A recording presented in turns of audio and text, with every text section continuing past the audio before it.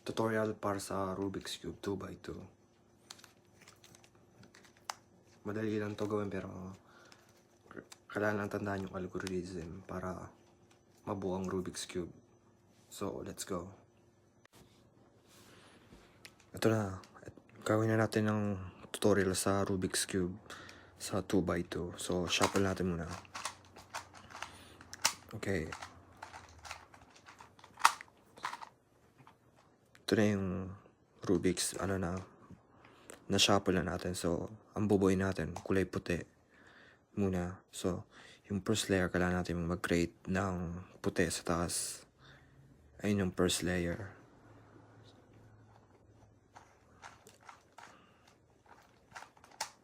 Yan, puti na. Pero, sa first layer, dapat pare-pares yung mga gilid. Ayun ang dapat tandaan sa first layer lang.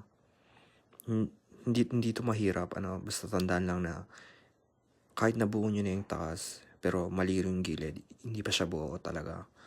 So, kailangan mo ilipat yung mga blocks.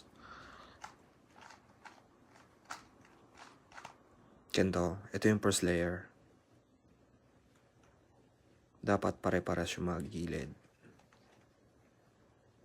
Ito lang yung first layer. Madali, kahit beginners, kahit walang alam. Basta alam lang yung mga gilid. Madaling mabubuo. So, ito lang yung first layer. So, try natin ulit sa yellow.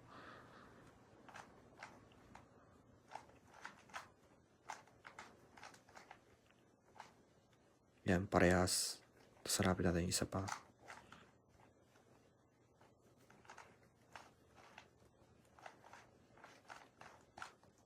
Ganyan. Dapat pare-pares yung gilid. Ganito yung first layer.